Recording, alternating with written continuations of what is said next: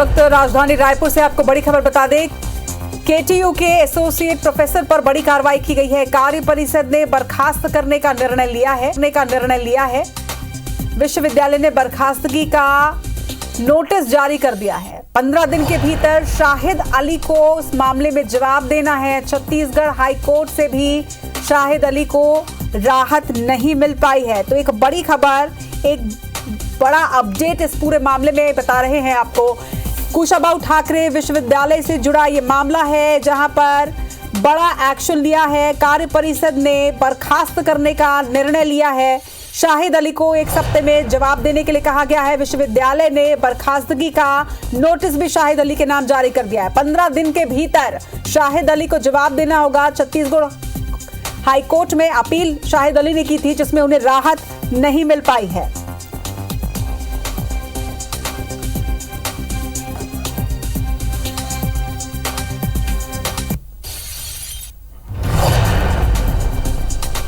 तो कुशाभाऊ ठाकरे विश्वविद्यालय से जुड़ा एक बड़ा मामला और यहां पर बर्खास्तगी की कार्रवाई की गई है। शाहिद अली को 15 दिन के अंदर जवाब देने के लिए कहा है।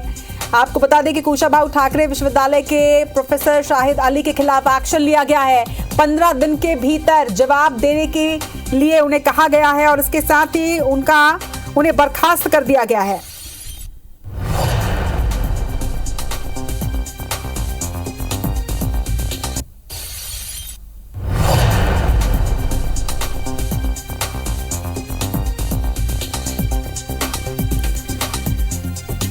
तो कोर्ट से भी रिलीफ नहीं मिला है। शाहिद अली के खिलाफ बड़ा एक्शन लेते हुए यहां उन्हें बर्खास्त किया गया है। ये तस्वीर भी आप देख रहे हैं। आदेश जारी कर दिए गए हैं। 15 दिन के भीतर जवाब मांगा गया है। छत्तीसगढ़ हाईकोर्ट से भी शाहिद अली को राहत जो है वो नहीं मिली है। कुशाभाऊ ठाकरे पत्रकारिता विश्वविद्यालय के प्रोफेसर डॉक्टर शाहिद अली की बर्खास्तगी को लेकर दायर याचिका पर कोर्ट में सुनवाई हुई है और कोर्ट ने भी कोई राहत शाहिद अली को नहीं दी। विश्वविद्यालय ने बर्खास्तगी के आदेश जारी कर दिए हैं और 15 दिन के भीतर शाहिद अली को इस पूरे मामले में जवाब देना होगा। तो अंतरिम राहत के लिए हाईकोर्ट का दरवाजा शाहिद अली ने खटखटाया था, लेकिन वहां से भी उन्हें राहत नहीं मिली है। आपको ये भी बता दें कि पत्रकारिता विश्वविद्यालय कार्य परिषद ने शिक्षकों की नियुक्ति के मामले में गठित समिति के रिपोर्ट को स्वीकार करते हुए associate professor doctor Shahid Ali को बर्खास्त करने का निर्णय लिया है। और अब इस मामले में जहां शाहिद अली ने हाईकोर्ट में अपील की थी, वहां से भी उन्हें राहत नहीं मिली है और हाईकोर्ट ने सुनवाई करते हुए उन्हें एक बड़ा झटका यहां पर जरूर लगा है। छत्तीसगढ़ हाईकोर्ट ने भी उनकी याचिका को खारिज कर दिया है। कार्य परिषद ने बर्खास्त करने का निर्णय लिया है और 15 दिन के भीतर प्रोफेसर शाहिद अली से जवाब मांगा गया है। विश्वविद्यालय ने बर्खास्तगी का शाहिद अली को नोटिस भी जारी कर दिया है, जिसकी तस्वीर भी आप देख रहे हैं।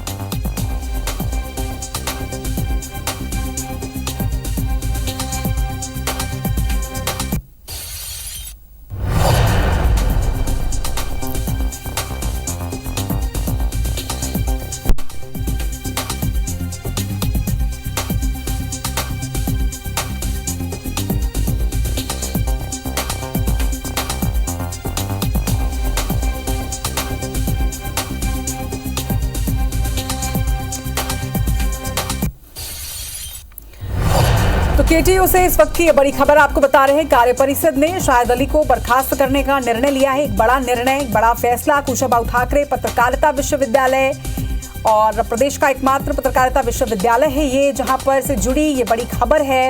एसोसिएट प्रोफेसर शाहिद अली को बर्खास्त करने का निर्णय कार्य परिषद ने लिया है।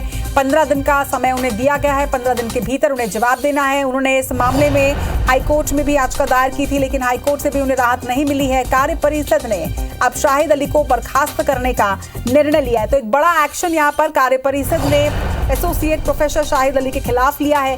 कार्य परिषद ने शाहिद अली को बर्खास्त करने का निर्णय लिया है। इस मामले में एक बड़ा एक्शन यहाँ पर लिया जा रहा है और 15 दिन के भीतर प्रोफेसर शाहिद अली को जवाब देने का नोटिस भी जारी कर दिया गया है।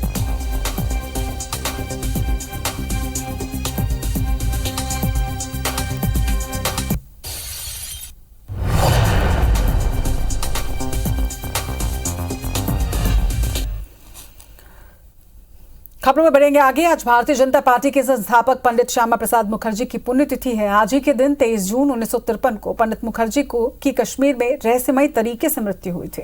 भोपाल में मुख्यमंत्री शिवराज सिंह चौहान और बीजेपी के प्रदेश अध्यक्ष वी.डी. शर्मा मुखर्जी चौराहे पर पहुंचे, जहां उन्होंने मुखर्जी की प्रतिमा पर माल्यार्पण किया। वहीं बीजेपी कार्यालय में भी मुखर्जी की याद में पुण्यतिथि कार्यक्रम का आयोजन किया गया।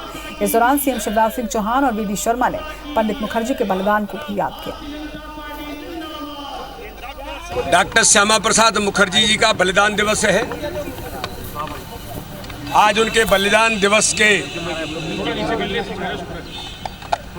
उपलक्ष्य में भारतीय जनता पार्टी मध्य प्रदेश ने डॉक्टर श्यामा प्रसाद मुखर्जी को श्रद्धा के सुमन अर्पित किए हैं। डॉक्टर श्यामा प्रसाद मुखर्जी उद्भट विद्वान,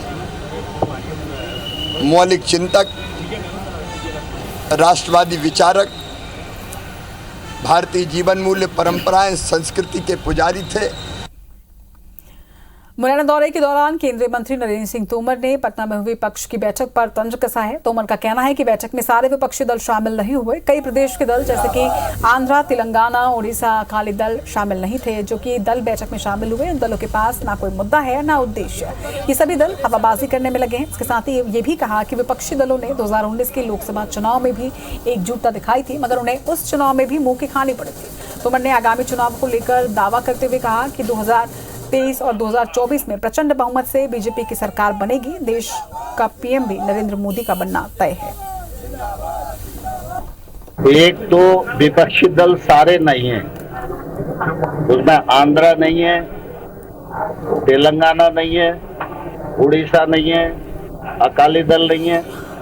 ये सिर्फ जो है हवाबाजी करने के लिए इस प्रकार की विपक्षी एकता की बात कर रहे हैं। 2024 में तो जनता के आशीर्वाद से मोदी जी को ही बनना है प्रधानमंत्री।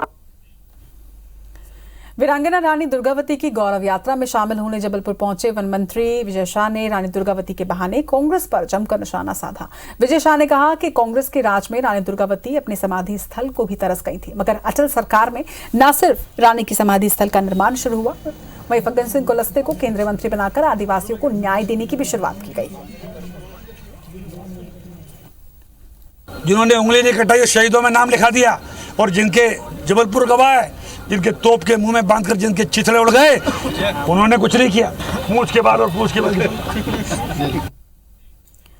विधानसभा चुनाव के पहले मध्य प्रदेश में तबादलों से प्रतिबंध हटा दिया गया और 30 जून तक तबादले अब हो सकेंगे। तबादले से बैन हटाने के पीछे बड़ी वजह चुनाव के पहले बीजेपी के विधायकों, नेताओं, कार्यकर्ताओं की नाराजगी को दूर करना है। सरकार के मंत्री भी लंबे वक्त से बैन हटाने की मांग कर रहे थे, यानी सत्ता पक्ष की मांग पूरी करने के लिए तबादलों का ये दौर शुरू हो रहा है।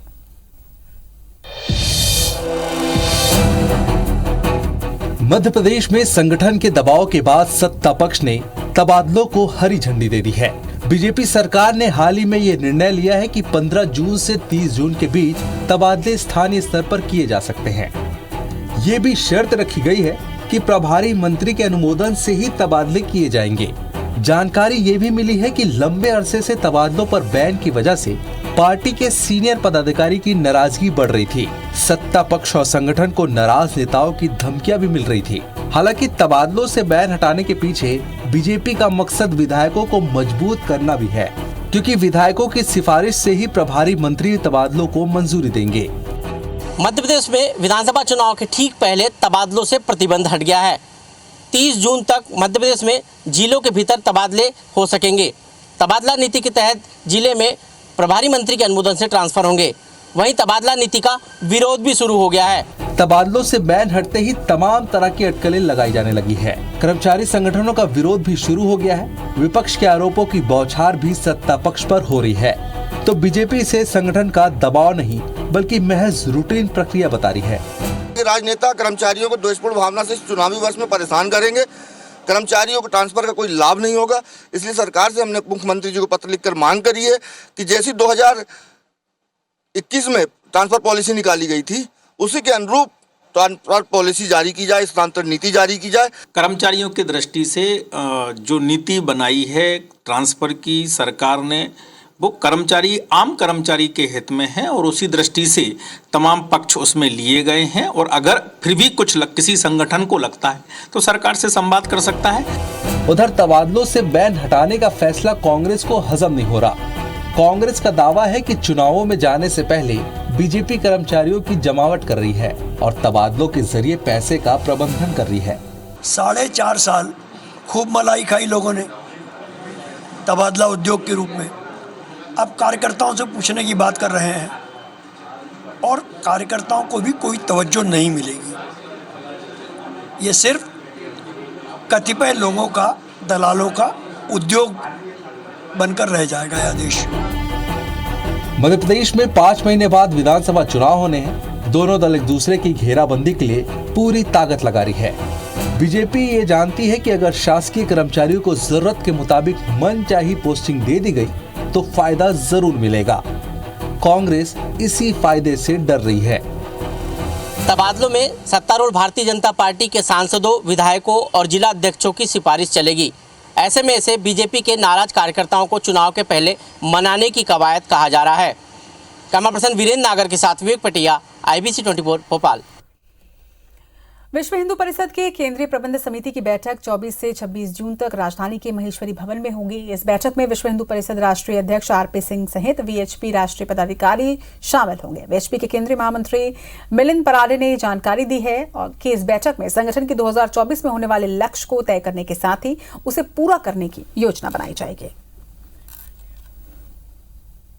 देखिए, हर राज्य में हमारी मान्यता है कि कानून आना चाहिए धर्मांतरण के विरोध में, क्योंकि धन देकर, प्रलोभन देकर इस तरह का धर्मांतरण करना ये गैर कानूनी है। इससे केंद्र में भी कानून आना चाहिए और हर राज्य में आना चाहिए। मठ मंदिरों को सरकारी नियंत्रण से मुक्त करने के विश्व हिंदू परिषद के विचार पर मठ मंदिर प्रमुखों, पुजारियों और आम नागरिकों की मिलीजुली प्रतिक्रिया भी आपको दिखाते हैं। जितने भी प्रमुख मठ मंदिर और धर्म स्थल हैं वो सरकार के नियंत्रण में हैं। तो हम चाहते हैं कि ये जो जितने मठ मंदिर हैं इसको सरकार के नियंत्रण से पृथक कर दिया जाए, क्योंकि सरकार हिंदुओं की आस्था के द्वारा जो दिया हुआ पैसा है उस पैसे को विभिन्न मदों पर खर्च कर देती है। अगर सरकार उस गांव के छोटे छोटे मंदिर को अपने कब्जे में करके वहां सरकारी खर्चे पर अगर मंदिर को विकास करते हैं और वहां पुजारी नियुक्त करते हैं तो हम सरकार का स्वागत करते हैं। दोनों ही परिस्थितियां इसमें निर्मित होती हैं कि शासनाधीन होने पर जो मठ मंदिर हैं किस प्रकार कार्य कर रहे हैं और जो प्राइवेट मंदिर रहे हैं या रहते आए हैं उन पर किस प्रकार कार्य किया। समितियाँ चला रही हो, चलाएं तो उसमें और बढ़ेगा भी और सारी मंदिर का देखभाल भी होगा और सरकार के हाथ में जाएगा तो कुछ नहीं होगा। जितने भी मंदिरें हैं सरकार के हाथ में है, क्या होता है, सब सरकार ले जाती है पैसा। बाकी जो मंदिरें हैं यहाँ जो चला रहे हैं लोग, उन लोग अपने समितियों में सब मिल के काम करते हैं तो वैसे ही चलना चाहिए, सरकार के हाथ में नहीं। 40 दिन पहले छत्तीसगढ़ में शुरू हुई संविधान नियमितीकरण रथ यात्रा शुक्रवार को यानी आज रायपुर पहुंच चुकी है। नवा रायपुर के तूता धरना स्थल पर सभा और रैली के साथ ही इसका समापन हो गया। तूता धरना स्थल पर प्रदेश भर के संविदा कर्मचारियों ने नियमितीकरण के वादे को याद दिलाते हुए सरकार से वादा निभाने की मांग की है और 1 सप्ताह का अल्टीमेटम देते हुए ऐलान किया है कि अगर मांगों को नहीं माना गया तो 1 जुलाई से अनिश्चितकालीन हड़ताल किया जाएगा।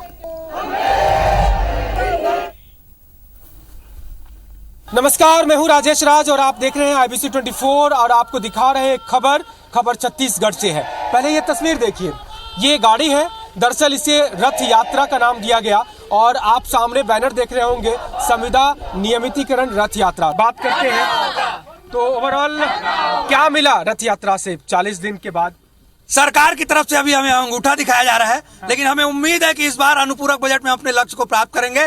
माननीय मुख्यमंत्री महोदय जी भी देख रहे होंगे, आपके माध्यम से हम बताना चाहते हैं कि संविदा कर्मचारियों के संबंध में आप अब जागरूक हो जाएं और तत्काल अनुपूरक बजट में हमारी मांगों को शामिल करें। उम्मीद अभी भी है, उम्मीद हमारी बनी हुई है, नहीं तो आर पार करने के तो अब संविदा कर्मचारी प्रत्येक जो है वो तैयार है। मतलब इंतजार की ताकत बची है, अब अगले टर्म तक इंतजार कर लेंगे, शायद अगली बार फिर से सरकार आए और कर दे, ऐसा भी 10 दिवस पे नियमितीकरण का वादा किया गया था। अगर ये सरकार 1400-1500 दिवस बीत जाने के पश्चात भी हमारी मांगों को पूर्ण नहीं करती है तो इस सरकार को छत्तीसगढ़ में शासन करने का कोई अधिकार नहीं है। काम करने के लिए तैयार है, हम इसी तनख्वाह में काम करने के लिए लेकिन नियमित कर दे का कहा है? हमको नियमित कर दे, हमारे बच्चों का भविष्य सुरक्षित हो जाए। यदि हमारी उम्र 60 साल होती है और हम यदि रिटायर होते हैं तो क्या अपने बच्चों के पे आश्रित रहेंगे? चलिए कुल मिलाकर के नाराजगी बहुत है और बिल्कुल तो ये है कर्मचारी, आपने सुना। और सीधी सी बात है कि काका किसान के भरोसे ना रहे, क्योंकि ये सब भी किसान ही है और वादा किया था आपने तो काका निभाइए, क्योंकि ये यही कह रहे हैं कि वादा आपने किया था,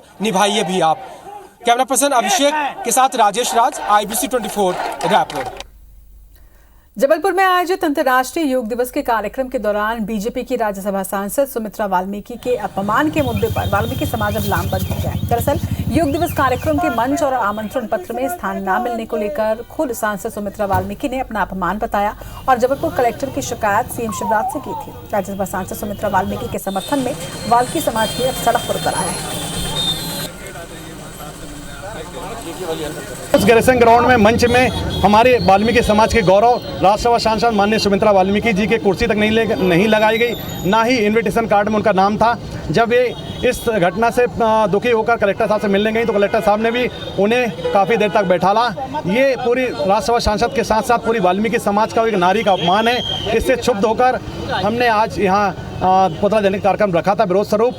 एक्चुअली डायस प्लान दिल्ली से बनकर आता है, उसमें डिस्ट्रिक्ट एडमिनिस्ट्रेशन या राज्य शासन का कोई हस्तक्षेप नहीं रहता है। हम लोग अगले बार का में हम लोग विशेष तौर पर इनका नाम भी भेजेंगे कि डायस प्लान में फिर जो भी आता है चूँकि दिल्ली लेवल से इसका स्वीकृति होती है। मंदसौर के मगराना गांव में बीते 3 दिन से लापता युवक का शव मिलने के बाद परिजनों ने आरोपियों पर कार्रवाई की मांग को लेकर चक्का जाम किया है। आपको बता दें कि 20 जून को बोलेरो वाहन और ट्रैक्टर में टक्कर हुई थी। आरोपी के हादसे के बाद बोलेरो सवार 5 लोगों ने ट्रैक्टर सवार कैलाश तंबोली और मांगीलाल से मारपीट कर अपने गांव नाहरगढ़ की ओर जबरन बोलेरो में बैठाकर ले गए थे। इस दौरान मांगीलाल जैसे तैसे बचकर वापस आ गया, लेकिन गांव के कुएं में कैलाश का शव मिला। परिजन और ग्रामीण इसके बाद भड़क उठे और भंडारा फंटे रोड पर चक्का जाम कर दिया। इधर आओ, थोड़ा सा कुएं में कुछ संदिग्ध हालत में दिख रहा है। तो मैं गया वहाँ पे जाके देखा तो हाँ कैलाशी है। खेत मालिक ने भी बोला है कि यहाँ पे हमने हकाई जोताई करने के बाद ट्रैक्टर वगैरह कुछ नहीं लाया। बाकी वहाँ पे निशान ऐसे बन रहे जैसे पिकअप हो या कोई वाहन हो, बोलेरो वगैरह या ऐसा कोई वाहन है जिससे वो लाके ने डाला गया है। अपराध है, उसकी विवेचना होगी, नियमानुसार कार्रवाई होगी। अगर उसके अलावा किसी भी निवासी ने, वहाँ के मूल निवासी ने अगर इसमें कानून को हाथ में लेने की कोशिश करी या फिर आम जनता को तकलीफ पहुंचाने की कोशिश करी तो उसके खिलाफ भी हम कानूनी कार्रवाई करेंगे। मध्य प्रदेश के मुरैना में अपहरण कर नाबालिग लड़की से गैंगरेप का एक संगीन मामला सामने आया। 2 युवकों पर लड़की से गैंगरेप का आरोप है। वहीं वारदात को अंजाम देने के बाद से ही आरोपी फरार बताए जा रहे हैं। भोला गुर्जर और भूरा गुर्जर दोनों ले गए थे साथ में। नाइट में कोई था नहीं घर पे और दोनों उठा के ले गए। धमकी भी दी थी अगर नहीं आएगी तो गोली से मार दूंगा तुझे और तेरे माँ बाप को भी मार दूंगा। कि इस्लामपुरा से एक बच्ची नाबालिग है, उसको कुछ लोग लेके गए थे, शादी का जबरन दबाव बना रहे थे। इस पर प्रकरण पंजीबद्ध किया गया था और लड़की को दस्तयाब कर लिया गया है। दंडात्मक कार्रवाई के लिए प्रतिवेदन भिजवाएं। खबर मुरैना जिले की सिविल लाइन थाना पुलिस की है। पुलिस स्टाफ जब्त वाहन से पुर्जे खुलवाकर थाने मोबाइल में डलवाने का वीडियो और फोटो सामने आए। सिविल लाइन थाना पिछले कुछ समय से नई बिल्डिंग छौंदा में पहुंचे और इसलिए जौरा खुर्द के पुराने थाने परिसर से किसी अपराध में जब्त बोलेरो जीप से पंप और दूसरे पुर्जे खोलकर थाना मोबाइल में डालने का ये वीडियो सामने आया है। सिविल लाइन थाने का ओल्ड कैंपस है, वहाँ पे कुछ गाड़ियाँ रखी हुई थी, वहाँ पे थाने की भी गाड़ी रखी हुई थी। लेकिन अभी जो है ये वीडियो में सिर्फ गाड़ी वहाँ खड़ी हुई दिखाई दे रही है। संबंध ड्राइवर कौन था और जो माल को ट्रांसफ़र करने वाले अगर कोई गाड़ी का पार्ट्स वगैरह किसी दूसरी गाड़ी में डाला है तो इसके संबंध जो है उसकी जाँच करा रहे हैं।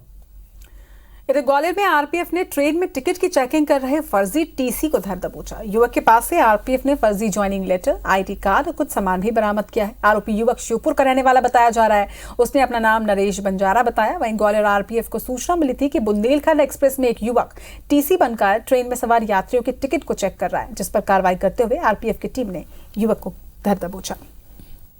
बुंदेलखंड एक्सप्रेस है जो डबरा से ग्वालियर के बीच में आ रही थी। उस दौरान जानकारी मिलने पर गाड़ी को अटेंड कराया गया था, तो चेक करने पर एक व्यक्ति फर्जी टीटी के रूप में मिला, जिसकी जांच करने पर फर्जी पाया गया। अग्रिम कार्रवाई हेतु जीआरपी को सुपुर्द किया गया। एमपी में अतिक्रमण कब्जा मुक्त करवाने के लिए प्रशासन ने नया तरीका आजमाया है। दमोह में ईसाई मिशनरी की ओर से संचालित सेंट जॉन स्कूल गेट के सामने प्रशासन ने गुरुवार देर रात दीवार उठा दी। गेट पर दीवार होने से शुक्रवार सुबह स्कूली बच्चों का जमावड़ा यहां लग गया। इस कार्रवाई को लेकर चर्चाओं का बाजार भी गर्म है। एक रिपोर्ट। दमोह में स्कूल के बाहर खड़े छात्र और उनके पेरेंट्स घंटी बजने का इंतजार नहीं कर रहे, बल्कि उस दीवार के चक्कर में खड़े हैं जो प्रशासन ने रातों रात खड़ी कर दी है। दरअसल प्रशासन ने ईसाई मिशनरी के सेंट जॉन स्कूल के रास्ते वाली जगह को कब्जा मुक्त कराने के लिए गुरुवार रात को बाउंड्री वॉल खड़ी कर दी, जिससे स्कूल जाने का रास्ता ही बंद हो गया। सुबह बड़ी संख्या में पहुंचे स्टूडेंट्स और उनके पेरेंट्स दीवार देखकर परेशान हो गए। मिशनरी ने कई जगहों पर कब्जा कर लिया है। ऐसी योजना के अंतर्गत इनने कब्जा करना चालू कर दिया। तो पुलिस को मध्य प्रदेश शासन की भूमि है, वही मातृभूमि है। इधर से एंट्री बिल्कुल इनका नहीं था, ना ही इनके पास ऐसा कोई खसरा है, ना ही ऐसा कोई इनके पास अधिकार है कि इनको प्रोमाइसिस मिलेगा यहाँ से जाने के लिए। फेंस लगा है, बाउंड्री है, अंदर जाने नहीं दे रहे, चल नहीं। बताया जा रहा है कि स्कूल का गेट दूसरी तरफ से है, लेकिन स्कूल प्रबंधन ने पुलिस भूमि पर अतिक्रमण कर रास्ता बना लिया, जिसके चलते प्रशासन ने दीवार बनाकर तार फेंसिंग भी कर दी।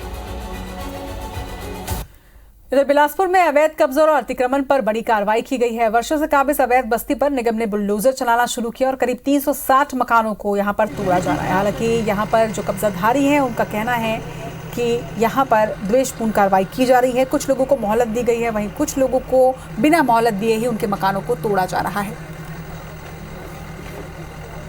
लोग घर तोड़े सर, तो इन लोग को सबका घर तोड़ना था ना।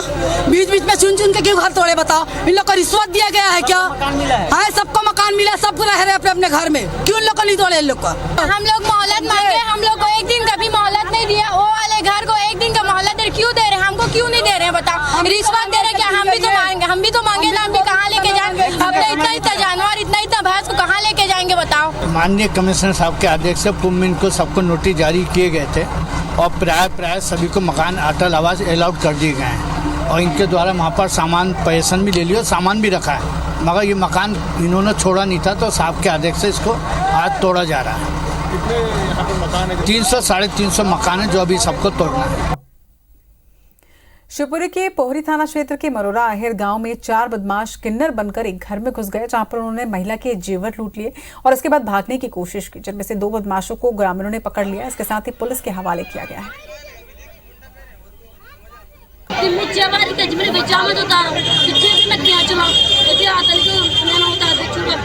अच्छा, अकेला देख के घर में कोई नहीं है, जो दोनों औरत हैं कैसा घुस गए, दोनों घुसी गई, औरत बन गई और ये अंदर गई, वो बहुत बहनी थी तो कुछ भाई बाला उतरवा लिए, मंगलसूत्र 2 मंगलसूत्र थे वो उतरवा लिए। 2 साल पहले 16 जून 2021 को मनेंद्रगढ़ के नजदीक औद्योगिक क्षेत्र के भवन का लोकार्पण मुख्यमंत्री भूपेश बघेल ने किया था। प्रशासनिक भवन लोकार्पण के 2 साल के बाद भी अब तक व्यापारियों के लिए जमीन के आवंटन की प्रक्रिया शुरू नहीं हो पाई है। ऐसे में कोई भी उद्योग इस क्षेत्र में नहीं लग पा रहा है। 21 साल के लंबे इंतजार के बाद औद्योगिक क्षेत्र विकसित हो पाया है, मगर जमीनों का आवंटन नहीं होने से इसका लाभ व्यापारियों को नहीं मिल रहा। हम लोगों को जानकारी ये मिली थी कि 2 माह के अंदर में, जो कि बीत चुका है, ये आवंटन प्रक्रिया शुरू कर दी जाएगी। हम लोगों ने उद्योग विभाग के अधिकारियों से भी इस संबंध में बातचीत की थी, लेकिन पता नहीं ये क्या कौन सी अंदरूनी वजह है कि जिसकी आज भी वो जो है यथावत पड़ा हुआ है और इसको हमारे सभी व्यापारी संगठनों ने मांग की है लगातार कि जल्द से जल्द आवंटन की प्रक्रिया पूर्ण की जाए। रायगढ़ में पूर्ववर्ती सरकार ने शहर में तकरीबन 1000 पीएम आवास बनाए। छत्तीसगढ़ में सरकार बदलने के बाद नगर निगम ने इन आवासों को मोर मकान मोर आस योजना से जोड़ दिया।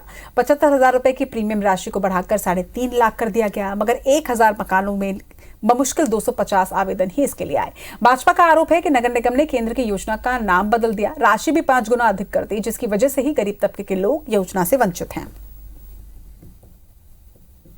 भूपेश की सरकार और रायगढ़ का नगर निगम उस योजना का नाम बदल करके 75,000 रुपए के मकान का प्रीमियम 3.5 लाख रुपए कर दिया है और उसके बाद भी जो है इन मकानों का आवंटन सही तरीके से नहीं हुआ है।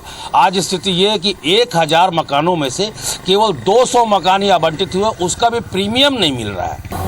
राशि जो ज़्यादा है ऐसा कोई नहीं है, क्योंकि बहुत लोग इसको लेने के लिए आवेदन डाले भी हैं। बस लॉटरी सिस्टम से ही करना है और प्रक्रिया थोड़ा धीमी हो गई है। इसी को देखते हुए आने वाले समय में तेजी से इसका आवंटित करेंगे ताकि आम जनता को इसको लाभ मिल सके।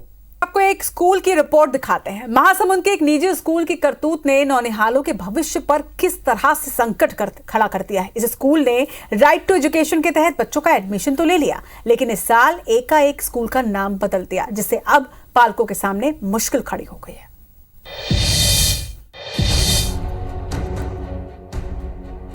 महासमुंद के एक निजी स्कूल द्वारा पालकों के मोबाइल पर अचानक भेजे गए एक मैसेज ने उनकी चिंता बढ़ा दी है।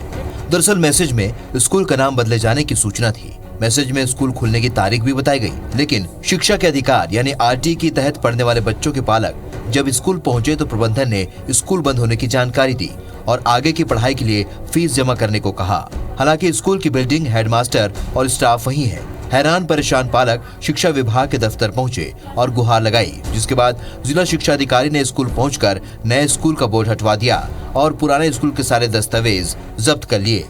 हमारे बच्चे का भविष्य खराब मत हो, इसके लिए हम लोग वहाँ धरना धरेंगे। पूरा हम लोगों के साथ धोखाधड़ी किए गए हैं और हमारे बच्चे के भविष्य से खेला गया है। क्यों स्कूल खोल दिए तो पालकों को जानकारी क्यों नहीं दिया गया? यहाँ का हक बनता है पालकों को जानने का कि पहले से कोई भी जानकारी मिले तो हम अपने बच्चों को कहीं भी डालते, और एन वक्त पे दे रहे हैं जानकारी हमको, तो हम अपने बच्चों को लेके कहाँ जाए? आज ही मेरे पास पेरेंट्स आए थे। पेरेंट्स का कहना है कि वो स्कूल वाले कह रहे हैं कि एक साल हम आपके बच्चों को फ्री में पढ़ाएंगे और अगले साल उनको फिर आरटी में हम प्रवेश दिलवा देंगे। मैं स्वयं देखने जाऊंगी। मुझे बताया गया कि उन्होंने बोर्ड लगा लिया है, तो उच्च कार्यालय को भी हम पत्र लिख रहे हैं।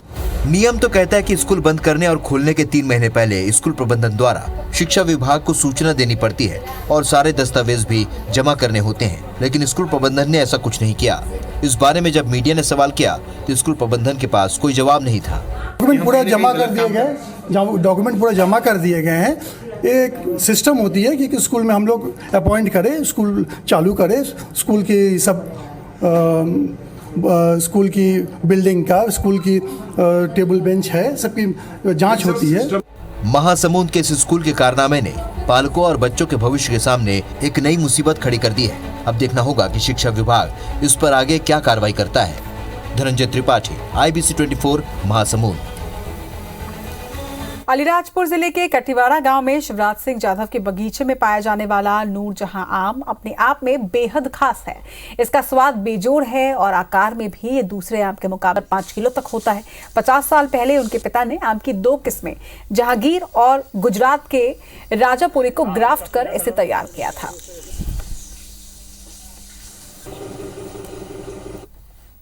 आम की खासियत के कारण आज हमारे हजारों लोग यहाँ पे इसको देखने के लिए पे आते हैं और इस मेरा 16 एकड़ के बगीचे में नूरजहां की खासियत के कारण 35 किस्म की वैरायटी मेरे बगीचे के अंदर है और ख़ास तौर पर नूरजहां आम है जिसकी खासियत के कारण यहाँ पे लोग आते हैं। नूरजहां का नाम तो खैर अपने आप में ही एक वो आम की प्रजाति पूरे देश और बाहर भी प्रसिद्ध है। मैंने करीब 5-6 साल पहले मैंने फ़ोटो लिया था नूरजहां का, जब मैं आया था तो 1 लीटर की बोतल के साथ में रखा तो करीब 5 किलो का आम था। लेकिन हमने बहुत सुना था नाम नूरजहां आम का, खास उसी को देखने आए थे हम यहाँ पे। बहुत फेमस है, पहले से सुन रखा है। तो ये आम का पेड़ जो है नूरजहां आम यहीं देखने मिला हमें। शायद मेरे को लगता है पूरे भारत में या पूरे विश्व में एक अकेला ये नूरजहां आम का पेड़ यहाँ पे, या 2 या 3 पेड़ बचे होंगे, लेकिन ये बहुत अच्छे आम हैं।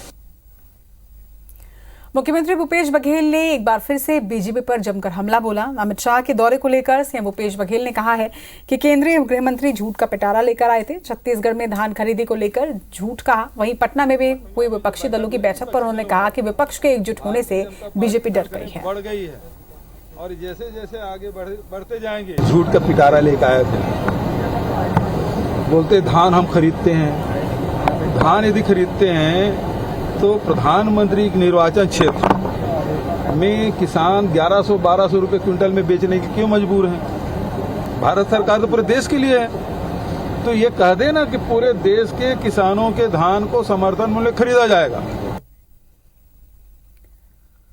पटना में जो बैठक हुई ना विपक्षी दलों की, भारतीय जनता पार्टी की धड़कनें बढ़ गई है और जैसे जैसे आगे बढ़ते जाएंगे ये इनको लग रहा है कि अब हमारे पैर के नीचे की जमीन खिसकते जा रही है। राहुल जी उनको वो पहले से स्थिति भाप जाते हैं। नोट कर लें, राहुल जी जो आज बात कर रहे हैं वो सही साबित होगा और 2023 में ये सभी राज्यों में कांग्रेस जीतेगी। राजस्थान छत्तीसगढ़ में वापसी होगी, मध्य प्रदेश तेलंगाना अन्य राज्य जहां चुनाव में कांग्रेस जीतेगी और 2024 विपक्ष एक साथ होकर जो लड़ रहे हैं निश्चित रूप से मोदी को कुर्सी खाली करनी पड़ेगी।